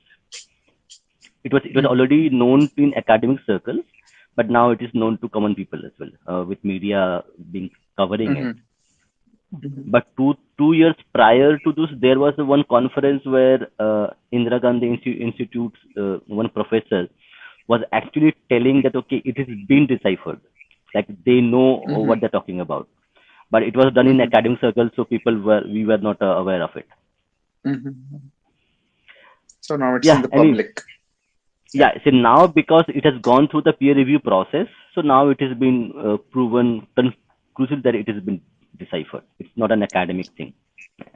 As of now, Yeah. it has become a Let proven thing. mhm. Let me go ahead with this. Settlements unearthed in Indus Valley civilization were exceptionally urbanized during the mature phase. Most of these communities were into business of fabricating various materials and different forms of artworks, both of which had a good market overseas. The succeeding phase saw vast scale de-urbanization with a diminishing population. Numerous settlements were abandoned, and the day to day necessities were also gone because of climatic catastrophes. Based on broad research conducted in northern Mesopotamia by a joint French American group, the greater part of the old civilization was seriously impacted by a prolonged dry spell beginning around 2200 BCE, which was estimated to last for nearly 300 years. Yeah, this reminds me, Dada. Mm-hmm. Recently, there was some news that Mm-hmm. there were the sites in Pakistan of Indus Valley civilization and Harappa civilization, the Indus Valley civilization sites were being Mm-hmm. flooded. Yes, yes, yes, yes. So this They might were be they were not a they were actually not cyclical no thing. no no they were actually not flooded. So the news was, which I actually followed the Hmm. news. The news was Hmm. in the province of Sindh in Pakistan. Hmm. That they have a Sindh province. In Sindh province, there was a huge flood which happened. So the only place where the flooding did not took place was the Harappan sites. Hmm. So 3000 years ago, they built a drainage system which Hmm. still works today. So, Hmm. so the places which were not flooded were this ancient site. There was no flooding. There was flooding Hmm. anywhere else. So that's what it is. Hmm. Interesting. So it is the opposite of what we see, and we see in a Yeah, lot yeah, of places. Correct. There's yeah. one story Lot where of places. there's a fort in Maharashtra. So the stairs which were built by the old kings are Hmm. still intact, and the new stairs Hmm. which were built by the recent it got washed away and it got damaged. Hmm. Interesting. So this is how things are. Maybe we are like the tech. See the anyway. Let's not go there. Yeah, we'll stick to our reading. Yeah. So based on broad, yeah, this was done. Yeah, the study is pretty much in terms with the comparative environmental change that leads to a debasement and crumple noted in Aegean, Palestine, okay, Egypt, and Indian regions. In India, may be the dry spell and decreased pervasiveness of both barley and wheat, due to which transition was inevitable, and adop- uh, ada- adoption of seasonal change was done for the first time. Accordingly, rice may have been turned into substitute crop for millets and wheat. In this manner, post 2000 BCE and for the next few centuries, the ancient Bharatiyas moved their harvest patterns from substantial grained cereals to dry season safe types, following which their sub, subsistence system was changed. The outcome was the societal change into an all the more generally scattered group focused settlements. This is on the grounds that millet and rice, for the most part, have produced much lower yield than wheat. Along these lines, the substantial stockpiling arrangement of mature Bharatiya phase was discarded in favor of more individual family based harvest models and capacity framework. This model of social structure is apparent in the succeeding Vedic era. Once the crop patterns shifted, the urban communities lost their ability to sustain the sophisticated townships. Instead, they fanned out south and east, moving the socio-economics of the entire region towards Ganga Valley. Thank God he said Ganga Valley. The whenever reading in English, whenever I come across the word Ganges, like, do they even know what that means? Anyway, yeah. The English, while writing their version of Indian history, found an opportunity in this transitional phase to fiercely strike at the ancient Bharatiya civilization. Hence, they fabricated narratives about an invasion from an imaginary European race called the Aryans and propagated falsehoods. And that this so called invasion led to the fall of Indus civilization. Well, actually, it was the other way around. It was a few groups of ancient Bharatiyas who had migrated to the west, mostly European countries, while reciprocating to the natural transition. Even many groups relocated to the Ganga Valley. Swami Vivekananda's striking statement: there is not one word in our scriptures, not one, to prove that Aryans ever came from anywhere outside India. The whole of India is Aryan, nothing else, proves that theory of Aryan Yes, invasion was nothing more than a fairy tale. yes, Nandi. So it is Oof. like very strange in a way that an invasion took place from the so-called the uh, steppes from Iran, okay, or the Russian homeland, and the from Vedas to every scripture that we have scripture, it doesn't mention Mhm, anything about it. How it is possible? mhm. I mean, if it was, they would have clearly mentioned it. We were Yeah, like travelers from this you. place. Why didn't they tell it? No, see, the thing is, it is not about explicit mentioning this invasion. So you would have Puranas, you would have Upanishads, you would Mhm, have other literature that might mhm, document this as a story. mhm, Correct? So, like, whenever a big event takes place, the mention can be mhm, found in the local folklore, local songs, okay, local stories, okay, and also a lot of stories on religious devtas. Okay, so it will find some mention somewhere. Okay. How it is mhm, possible that an invasion took place from uh, the Russian homeland, okay, Ukrainians, Iranians, whatever they talk about, and in the scriptures, in the Indian scriptures, not even a line is mentioned about it. Mm-hmm. and we people believed it as true. Yeah, there is no Sometimes empirical I evidence for their claims. not not empirical. There is no zero evidence. That's what Yeah. the author is saying, that Swami Vivekananda has Mm-hmm. mentioned, that there is not even a single line where it is mentioned that an invasion took place. Mm-hmm. And I like, for me it's like very confusing. Okay, how people just believe what other people say. Yep. Like, do we not have the a culture of asking questions? When somebody says it happened, nobody asks any questions. Can you give me more Mm-hmm. proof on that? And there has to be correct You should. in there has to be a proof in India itself. Yep. You Not cannot just anywhere else. compare. You cannot compare Soma. Okay, see, one of the proofs is Soma, correct, that Aryans drank Somras, okay, Soma Mm-hmm. drink, and there is no Soma plant in India, in Indian subcontinent. So it means that they were from outside.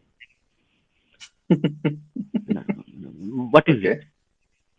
You take one anecdotal evidence and you consider that Mm-hmm. as the primary and the ultimate evidence. Yep. You cannot. It's not justify. I don't know. Anyway, we'll read it. Anyway, something must be said about the so-called Aryan invasion or migration at this stage. If one chronologically tracks this development, one would easily realize that this was part of the search for ancestral language, the biblical theme that all languages originated from a mother tongue led to the belief that fundamentally all human beings are the descendants of Noah, and therefore they have migrated from a common source to all parts of the world. The search of Noah's descendants, coupled with the tracing of the language tree, having deep roots in the biblical stories, spurred inquiries about Indian languages as well in 18th century. By the mid 19th century, the European scholars concluded that in Aryans migrated to India, Sanskrit was brought from outside. What began as a linguistic inquiry linking race, ethnicity, language, and religion, who had become the standard story of India. Though there was hardly any evidence, our scholars continue with this story till today. These are the same people. Anyway, let's not go there. See, we know what the stories they came up with in 18th and 19th century, and to come out of their dark ages and renaissance, they came up with bullshits. And like, see, that we know and everyone knows. So now, as a scientific temperament that is mandated in our constitution, we shall ask the question: where is the evidence for all this? Maybe I think the like we were like under subjugation, so Hmm. we thought, Yep. okay, like, that our so-called rulers would be the right always. So the So ideological colonial, subjugation of the intellectuals was both of them perpetuated. perpetuate it, and psychology is something which is Hmm. has a very permanent impact. Hmm. So this ideological and also intellectual subjugation, if you are in that, see, I'll give an example. The slaves which were there in Africa, correct? Hmm. The white people were physically l- not as strong as, correct, the slaves of African origin. Okay, they were Hmm. huge built, correct, they were like they could take on two or three white people, but Hmm. still they were taken as slaves, and they were made to do a lot of hard work without getting paid, being killed, and all those things happened. So it Hmm. was at a mental, psychological subjugation, which is more powerful than physical subjugation. You can Hmm. imagine, correct, you can imagine, Usain Bolt, okay, a 6 foot guy, very strong. Okay, he can take down a few individuals. Mhm. Okay, on his own, Mhm. and he is physically stronger than a white person in many aspects. The Mhm. African people, the African people, the native African people are 6.5 feet. They are 200 pound. Correct. They could take Mhm. care of few people, but still they Mhm. were in subjugation. So what was the Mhm. subjugation? The subjugation was intellectual, psychological. See, So it's the that is same thing as an elephant tied down by a small string correct. or a small rope. Yeah, it's So the we mental slavery that Yeah, so we can leads to all imagine this. that the Aryan invasion theory was propounded and propagated by people, and we Mhm. accepted it primarily maybe because we were intellectually and psychologically a subjugated race, a people. Personally, I think all these narratives were Hmm. there to fulfill a political will and objective. So, in similar lines, there was a thing called martial races that were used Correct. for British interests. Like if that we now we know that's not genetically like Yeah, the yeah. martial So. race theory is there. It was propounded, but Mhm. we have to see, correct. We had this. Now we'll go into again a bit of controversy. The Mhm. system of Varna. Correct. Mhm. Mhm. So the Varna system is about talents and skills. Okay. Mhm. So how much skill an individual has. Okay. So when we say the martial race, okay, so when we say martial race, the primary the Sikh people, the people from Punjab region, okay, the Mhm. erstwhile Punjab region, which is now encompasses Pakistani Punjab and Indian Punjab, and also part of Haryana. So Mhm. still today, people from Haryana, people from Indian Punjab, and also people uh, from Pakistani Punjab primarily are employed in the armed forces, in the Mhm. Indian Army or Pakistani Army, and also in the CAPF forces, the paramilitary Mhm. forces in India, like BSF and Mhm. other paramilitary groups which are there under Indian Mhm. government. So this physical aspect of like 6 feet height, okay, good physical build, good physical strength is there, but that is not limited to specific regional people. So Yes. Yes. you had people in also in Bengal. Okay, you had people in southern India. So they all were quite like the home people in Assam. Mhm. They defeated the Mughals multiple times. Mhm. The Mhm. Even the kings, Nepalis. correct, exactly. Yeah. Okay. So, like, why these people were not called as martial racists? Because they are also part of it. Why It these did not serve specific their people? political interests. Exactly. That's So it yeah. is like it is like a half truth. Yep. Because of their physical characteristics, they were called martial races. But it was done at a social and political level to create a kind of division, okay, which Mhm. suited the British or the Mhm. colonial people, rulers. So these are the same people who are saying this Aryan migration or invasion theory, and we are to take them at their face value and nothing else. Yeah, it was there, but now I think now it is Yeah. being debunked Mhm. uh, academically as well. But still, Mhm. as people don't read about it much, so still people Mhm. believe in that thing. But it is our job. So, like, it is our job, it's your job, it is everybody's job to actually propound this, Okay. propagate this specific thing that okay, it is being debunked, and share them the links, share them the academic papers which actually prove that Aryan invasion theory or migration theory is just a theory. There is no proof of this at all as something which can be believed as a historical truth. Mhm. So let's move on to the Vedic era. Though not many literary pieces of evidence have been found, ancient Bharatiya civilization was Vedic as succeeding Vedic era. The traditions were similar, the patterns were similar, the methodologies were similar. However, the change was only in the geography.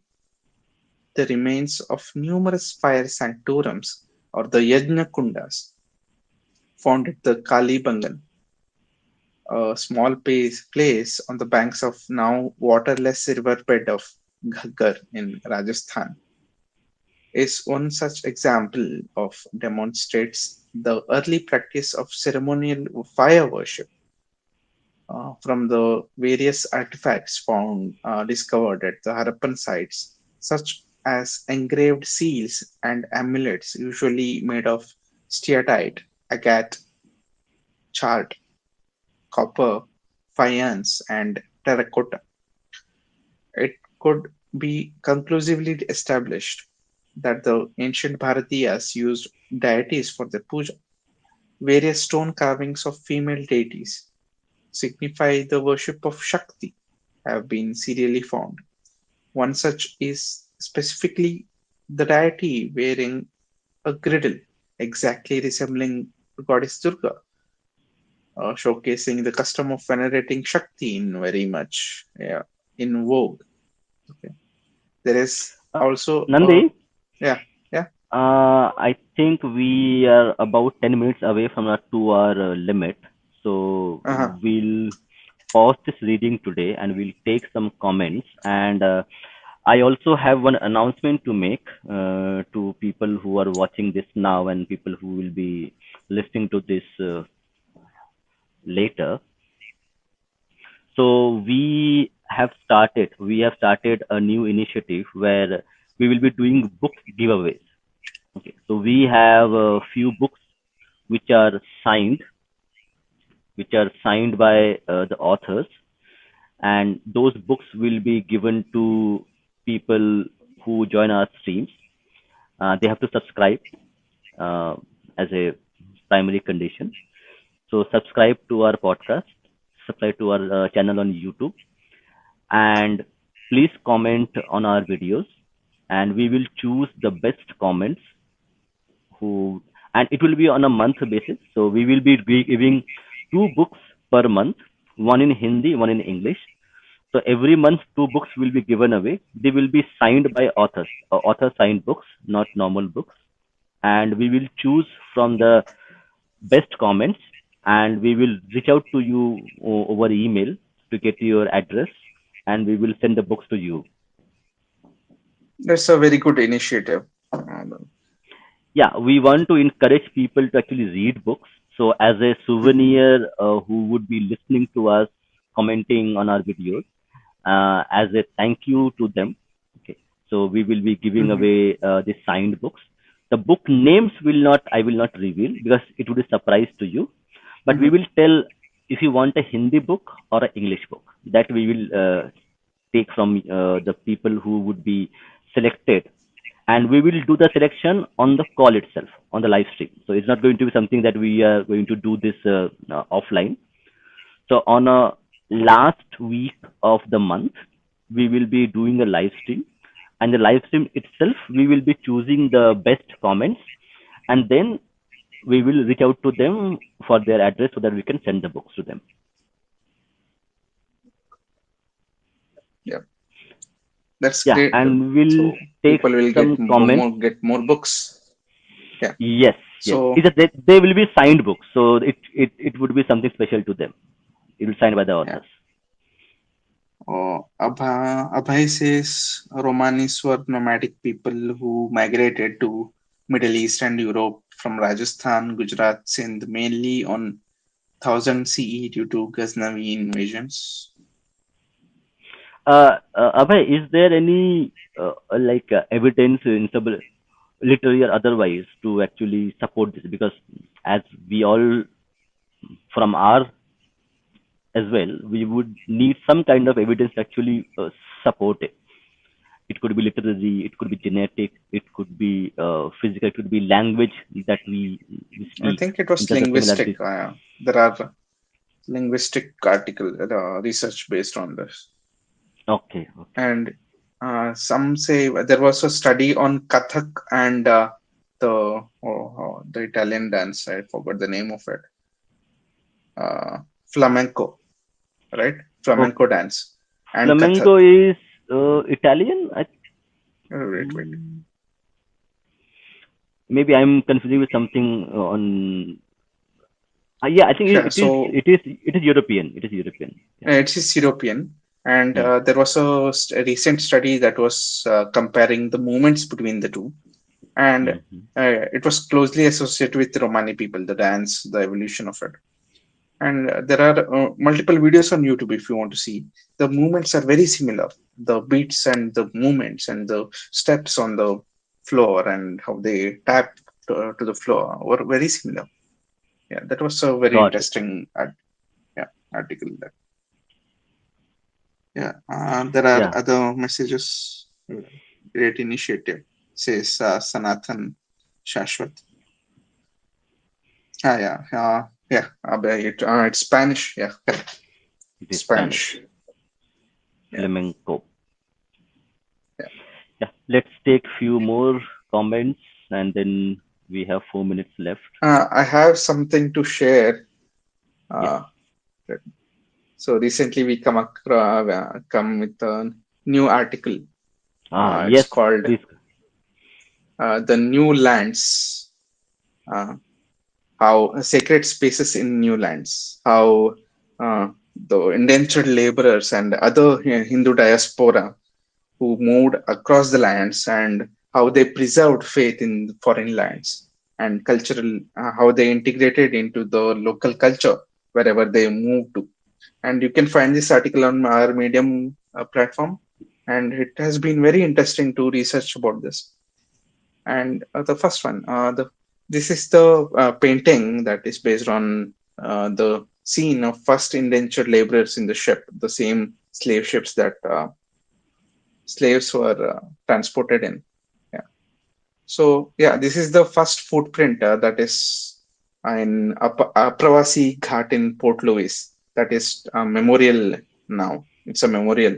You can see the landing place of indentured, and every year there is a celebration called Pravasi Bharatiya Divas, like celebrated by all the Indian high commissions. Yeah, if And you and see, on and on that front, mhm, I have one more news for people. Okay. So we are planning a podcast with the diaspora people of Indian origin living outside India. So very soon we will be hosting a new podcast on our diaspora series where we will be talking to people of Indian origin who are now living in other countries, but they are Indian in ethnically Indian.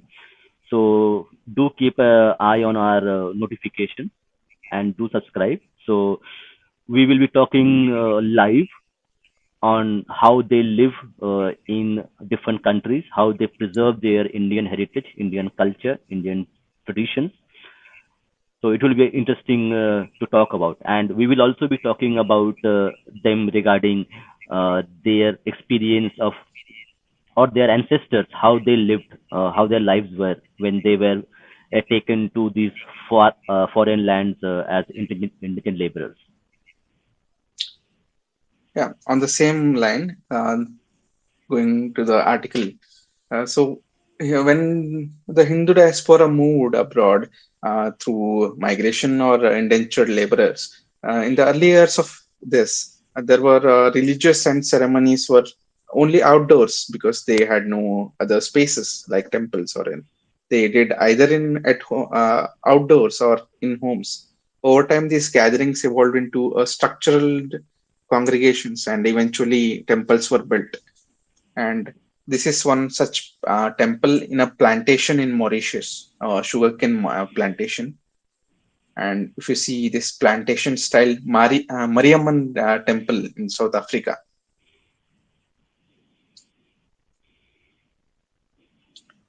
Yeah. So from makeshift shrines to grand temples over the years, as prosperity is the rule of Indian community anywhere. They moved from all the makeshift shrines to grand temples eventually, and they have their own unique cultures too that they have preserved from their homeland or have developed like and it's if you see this is what is called a jhandi flag, and that is usually seen in Trinidad and Tobago Islands, and So the this Jhandi is the flag, Nandi, yeah Jhandi, yeah Jhandi means flag in Hindi, correct? Jhanda. yeah jhanda, yeah, same thing, jhandi. So Yeah, the but each Jhandi color flag, no. The Jhandi, uh, in Hindi, uh the Jhanda means flag. So your flag and flag. So that's what. yeah So yeah like anyway, so there would be these some flags corruption. are Hmm. usually the corruption, yeah, usually they speak more of a Bihari and yeah from where they are, they talk the same accent Bhojpuri, from where Bhojpuri, their Bhojpuri, ancestors. Yeah, Bhojpuri, Bhojpuri. yes, Bhojpuri accent they use, maybe Bhojpuri accent they call it Jhandi. So they have uh, got it from their ancestors, so they still maintain that. Hmm. And these each colors of this jhandi, what they call, represents each deity they worship. Like for example, here you can see a photo of the deity on the flag. So this is a very common sight in Caribbean Hindu temples. And coming to Mauritius, this is something called Grand Basin of Mauritius, also called Ganga Talab. Talab means lake in Hindi. Yeah, lake, Ganga lake. Talab. Tala means lake, Yeah. lake. This is the pilgrimage spot for Hindus in Mauritius, and every year um, the yatra, during Shivratri they do yatra na in UP. The same yatra is done here. It was very Oh, famous in recent months. Do you and know also which correct. yatra is it? Mauritius, yeah, Mauritius had given half day leave officially when the Ram Mandir was Yeah, yeah, inaugurated. So yeah. Wait, let me just. Yeah, if you see this different architectural styles of temples there, it's really interesting. If you see this is the Maheshwaranath Shiv Mandir in Trivandrum. Well, if you see the architecture and the paintings on it, it's very amalgamation of local cultures and Hindu ethos and Hindu culture. And if you see this is Sokkalingam Minachita Amman Kovil. Kovil means temple in Tamil. yes. Yes. So this is the uh, Tamil culture based temple of Minakshi. I think this is Minachi means that's a abbreviation, Apabhramsh of Minakshi Amma. Ah, yes, yes, yes. Yes. Yeah, this is a temple in. This is called the temple in the sea. Hmm? It's in the middle of like it's facing the sea, Okay. and this is Seva Das Sadhu Shiva Mandir, and it's very beautiful. Like if you see, this is a close up, and if you Hmm, see hmm, from hmm, hmm, outside, hmm, it's hmm. very beautiful. Yeah, and these are all the types of see in earlier when they didn't have a temple, they used to Hmm, either be at home and call a priest, and hmm, or hmm. under a tree they used to pray. They carried only some books like Bhagavad Gita or Ramcharitmanas with them, so that they did not want to leave their roots. They wanted to take them with their roots with them and transplant them wherever they landed, because they knew they wouldn't be the same without the roots. If you see Yeah, it here, is. yeah. So actually, in Guyana and Trinidad, religious gathering Hmm. known as Ramacharita Manas Kathas center around recitations of Ramayana providing both entertainment and spiritual nourishment. These gathering reinforce moral teaching and cultural pride within the community.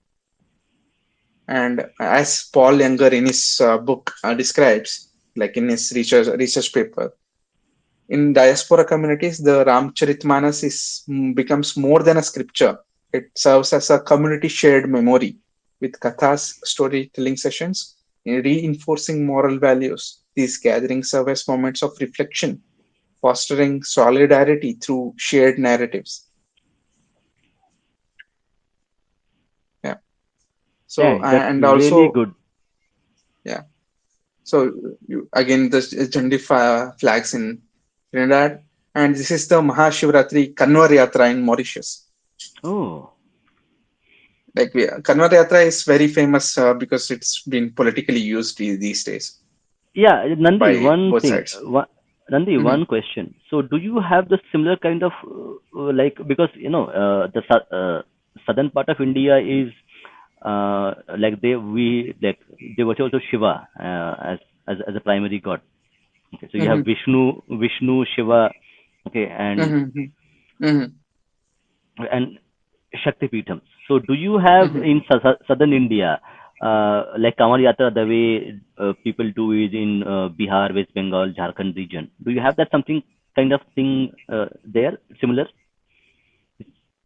You mean the yearly Yeah, yeah, like pilgrimages? yeah, correct, correct. So the in Mm, Shravan, in the month of Shravan, in the Shravan month, people would be mhm. fasting. People of Fasting will be there, UP, but mm, and they will not actually that walk. I So, know of. hmm I don't know much about this issue. hmm Mhm. But but there would be local temples that, but not of the scale of. okay, got it, got it. Mhm, So because I have seen like in specific temples and specific temple mhm, towns. Okay, so there would be a mhm, specific day and month where for 2 or 3 days they will do puja. Okay, and people would actually walk to the temple as a tradition. Okay, as a showing bhakti. So it mhm, doesn't happen at the scale at which Kamal Yatra is celebrated, and the way people actually make the journey mhm, to give water. Okay, but there is a tradition especially in Tamil Nadu. Okay, where you have temple towns and people would be fasting and people would be walking to the temple. Okay, mhm. and Sabrimala then they will. Yatra would be the very close to that thing. Mm, Yeah, Sabrimala Yatra, because people would be under a vrat for more than a mm-hmm, month. mm-hmm. Yeah, Correct, yeah, correct, correct. So yeah, so yeah. like those do exist. Yeah, Like those do exist, but not for a specific. Like I thought you were asking specifically about Shaivites or Shiva worshippers. That you were yeah, asking. no, no, So, I was not. uh Yeah, I thought okay, no, it's no, because there yeah, might be. no, no. There are such vrats and the cultural and spiritual journeys that people take. Here, Sabrimala Yatra from almost all the southern states. Mm-hmm. Yeah, people do very strict vrats and wear black clothes, wear malas, and address everyone as Swami. Like even if they're addressing a small kid, they'll address Mm-hmm. him as a Swami and not wear footwears and respect the traditions and follow the rules and like conduct the yatra. And yeah, yeah, it's still there, very much there. Even yeah, newlyweds couples. Yeah, that's yeah. Anyway, so yeah, the Kanwar Yatra in Mauritius. That's not only like specific to UP. We also have Kanwar Yatra in Mauritius. So this is the Pongal festival in sugar factory in Mm. of Constant Azima. If you see uh, this, the priest would be called Pujari, the Mm. central figure. Yeah, he would be guide the masses, and if you see the drum there, two types of drum. These are Indian designs, but they have regional variations too. Mm-hmm. Anyway, this is the sugarcane Mm-hmm. because sugarcane is very central to Pongal. Yes. Yeah, this is a Diwali modest float in Guyana. They have processions. This is Shivaratri festival processions in Mauritius in 1990s. Like they still do, they still have, and these are how temples and houses are decorated. So Diwali as cultural assertions have become a part of such parts of the world where Hindus have been integrated to, and there is no cultural uh, resistance to these festivals. If you see, this is Singapore. This is Singapore's Serangoon Road. I Like if have you just see this, yeah. I have been there, so And this is the youth participation is also there now because of the yeah, the this Indian is yeah, diaspora is there yeah. now. So, This is how the culture they used to celebrate their cultures, and how this is how they resisted conversion to other faiths. There's a video also, if you from the mounts of the Girmits and their descendants, you can listen to this video. If you just click on this, it will show the those. She will tell the story of, she's a descendant of Girmitia, I mean the mm-hmm. Pravasi Bharatiya, and she will Mm-hmm. tell the whole story of how a Christian pastor tried to talk to a Pandit to convert, That's and he very resisted. interesting. Yeah, if you and how a long-term impact of these things still have on the diaspora, and how they have a syncretic identity and built a community that is sustainable. And there is also a very dark history of racial discrimination and marginalization of Hindu diaspora abroad. Like if you see this apartheid in South Africa, and Yes. continuing this, there were attacks on temples in uh, Trinidad. There were desecration of temples, and there were Bible words written on temple walls. And recently, if you see in Babs Mandir, and if you see Mm-hmm. in this issue, yeah, Ah. in vandalized temple vandalized. This is the Sri Ramdham temple in Diego Martin in 2019. This was very Mm-hmm. recently Mm-hmm. in November, last week, right? Mm-hmm.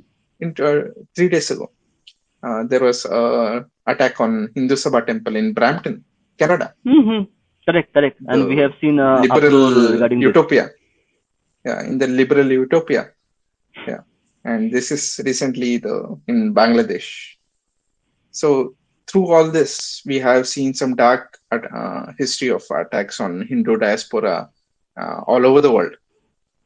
And there was communal violence in Leicester, UK. Yeah, yeah, But yeah. despite all these challenges, Hindu communities have rebuilt and continued their rituals, demonstrating a collective resilience in the face of adversity. See, and there is also issue of cultural appropriation and media representation. Like if you see all the Hindu traditions being appropriated by Western companies, and um, even if you see yoga as a commodity, using beer yoga, and what is that? Hot And media yoga, beer stereotypes, yoga, cat yeah, dog yoga, dog yoga. yoga. Yeah. So, in conclusion, what I want to say is the Hindu diaspora's experience is a very powerful history of resilience and cultural renewal through sacred spaces and public celebrations, family networks, and digital engagement. These communities have managed to preserve their identity while celebrating to the cultural landscapes of their host countries. Despite facing these challenges such as hate crimes and misrepresentation, they continue to thrive through adaptation, solidarity, prosperity, and spiritual strength. This is the core of Hindu values, Hindu ethos. Yeah. As Ramcharitamanas says, Dheeraj Dharma Mitra Arunari Apad Kal Parikhe Chari. Patience, faith, friends, and family are truly tested during the times of crisis. Absolutely, absolutely. I think nothing can be better than the finishing words from Ramcharitmanas. So thank you. I think I need to thank you personally, and I would also like audience to thank Nandish. Nandish has done an excellent job writing these articles. I think he's our in-house scholar who writes all these articles, does a ton of research, and they come out beautifully in very It's my pleasure, simple Dada. layman's language with pictures, with diagrams. He gives a picture of the present, of the past, and also how things were shaping up in many years in terms of also the recent one. So it's very, I was surprised you were able to get the recent events as well into the article. So excellent job, Nandi. I think you deserve one book from my end as a personal gift. I hope you need Thank to you, build Dada. one Thank more you house. for providing me a platform to write all this. No, I think you deserve more than the platform itself. Yeah, but you need to build a new house to get more books. So, okay. So, thank you, Nandi, for your efforts. We appreciate it. Okay, and we hope you continue giving us more articles, which will be enriching everyone's lives. And thank you to audience. Thank you everybody who have joined in, who shared their comments. And before we end this program, we just want to update what we have discussed that from month of November onwards, we will be starting a book giveaway program where two books, one in Hindi, one in Hindi and one in English, would be they will be signed by the authors and they will be given to people who have subscribed to our channel and who do regular comments on our live streams and also on videos. And we will choose the best comments from various programs that we host, and that will be done at the end of the month over live stream itself. And then we will communicate you over email and we'll send the books to you. So all the best to everybody, and we'll say goodbye, good night, good evening, and good morning wherever you are watching this from. See you in our next live stream. Thank you very much. Bye bye. Thank you, Nandi. Thank you, everyone. Thank you. Thank you.